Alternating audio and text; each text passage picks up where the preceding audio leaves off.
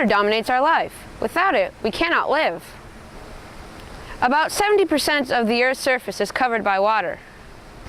Oceans, rivers, lakes, marshes, streams, ponds, of all that water, only 3% of it is fresh.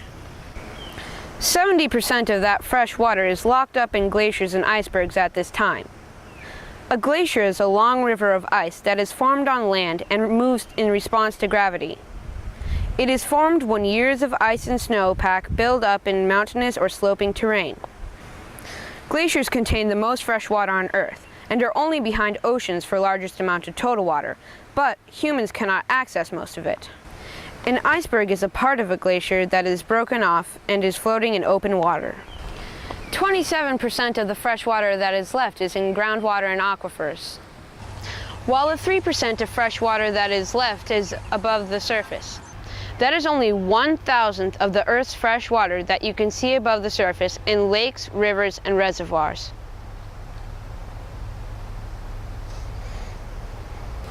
Even including surface water and aquifers, there is little water available to living things. That's why the knowledge about water we are about to share with you is so important. The water cycle is water's shift from solid to liquid to gas and back again.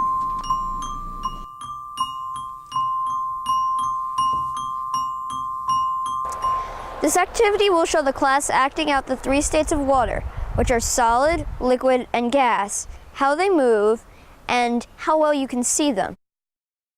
In ice, the solid form of water, the water molecules are frozen in place, but because of the unique way water solidifies, ice is less dense than its liquid form. Because the molecules are frozen in place, they have to move as a group, and this makes them easy to see. When ice melts into water, a liquid form, its molecules have some individual movement, meaning they can move on their own a little bit, but still must move as a group to go any distance. It is a little harder to see than ice because it moves a lot. The molecules are moving faster, but are more dense than ice. When water evaporates from a liquid form to a gas, it becomes invisible because the molecules are moving so quickly that they can't be seen. Because they are so light and they are hot, 212 degrees Fahrenheit, 100 degrees Celsius, they rise into the sky and drift apart. Evaporation is the conversion of liquid to gas. Evaporation rates, or how much evaporates during a set period of time, change when the weather is sunny, windy, raining, or cloudy. When it is windy, a lot of water evaporates because the wind blows away the air that is saturated with water molecules, and more water can evaporate into the new, drier air. When water heats up to 212 degrees Fahrenheit, the top layer of molecules boils, and that heats up the rest of the water, helping it to evaporate. The sun is the usual source of heat for this process.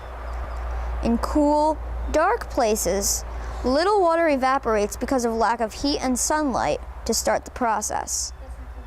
Almost no water evaporates under a cup because the air becomes quickly saturated with molecules and cannot hold any more water.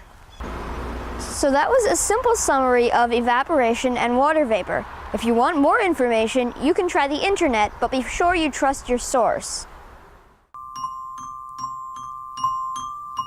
Condensation is the process of water vapor, an invisible gas, becoming a liquid.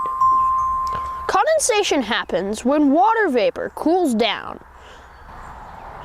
When there is too much water vapor in the air, it becomes humid.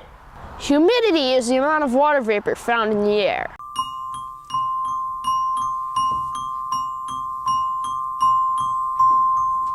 Warm air holds more water vapor than cold air. The reason dew appears on the ground by morning is because of a sudden temperature drop during the night. The colder air can't support as much water vapor, and the vapor condenses on the grass. Frost occurs from an even colder temperature drop during the night. When it gets cold enough for the water vapor not just to condense into a liquid, but actually freeze into a solid, So now you're thinking, what about clouds? They show us condensation all year round, even when it's not cold. But it is cold up there in the atmosphere.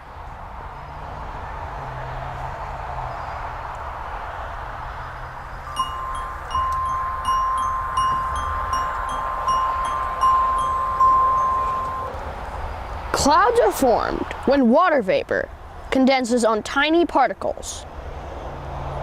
You might have thought that there was nothing up there in clouds except water. But there are particles of dust and elemental pollution. These invisible particles form the building blocks of clouds.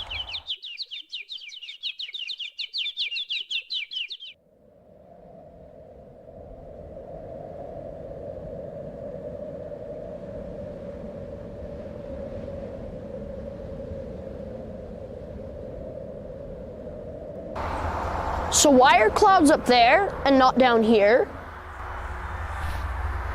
That's because particles high up in the sky are super cold, so water can condense on them more quickly and easily. Plus, clouds can actually be down here when conditions are right. Fog is a cloud sitting almost on top of the ground. Also, mist forms above lakes and ponds because of oversaturated air near the water's surface. The reason this happens is because the air above the water becomes so full of water vapor that it can't hold anymore. So, after evaporation in the water cycle, comes condensation, where water vapor becomes a liquid once more.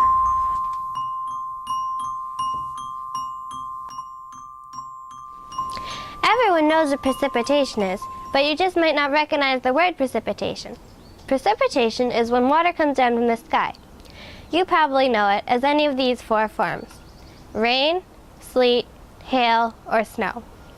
Snow is frozen water droplets in the form of crystals that fall during the winter. Hail is completely frozen droplets that are hard and small, sort of like tiny balls of ice, and hail can fall at any time of year. Sleet is hail mixed with rain, like a thick slush, but sleet only happens in wintertime. Rain is just droplets of water that can fall at any time of year. When enough water vapor has condensed, it forms water droplets that fall back to Earth in the four types of precipitation.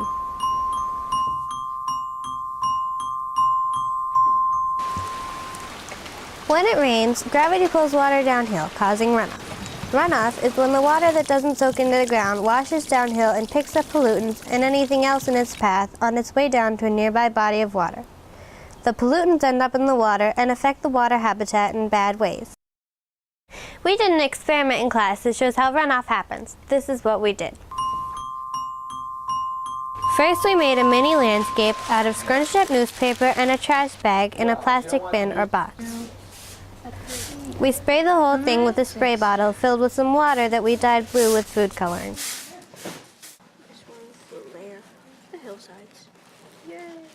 We added paper towels on the top, and to represent chemicals and other trash that gets washed down as runoff, we put 2 drops of red food coloring on the mini landscape and sprayed it again. Then we watched as the red food coloring traveled down with the water into the little puddle that was forming at the bottom of the experiment. This experiment showed us that pollutants travel quickly and are hard to get rid of. Water always travels down. This is because of gravity. When it rains, water falls everywhere, but it all flows downhill into a nearby lake, pond, stream, or river. The end of a river where it flows into the ocean is called a delta. The water of a delta is usually brackish, which means that the water is partly salty, partly fresh. All of the pollutants that were washed down into water through runoff eventually end up in the ocean. Precipitation is probably the part of the water cycle that everyone is most familiar with, but you might not have known how much precipitation affects the environment. As we mentioned before, glaciers contain the most fresh water on Earth. The second biggest source of fresh water is from aquifers. When it rains, some of that water that lands on the ground percolates or trickles down through the ground. The water continues traveling through the ground until it hits an impermeable layer, a layer of rock or clay that the water cannot travel through. An aquifer is the saturated soil above the impermeable layer. The world is very fortunate to have aquifers and groundwater, but the only problem with us humans using it is that we are exhausting the world's prime water resource. Take the largest aquifer in the world, for example. The Ogallala Aquifer stretches out over 8 of the western states. It is now being used by cities, industries, and for agriculture. And the rate of water removal far exceeds the natural rate of replenishment. And only 10% of what is being withdrawn can be restored by rainfall. Let's go take a closer look at how we get our precious water.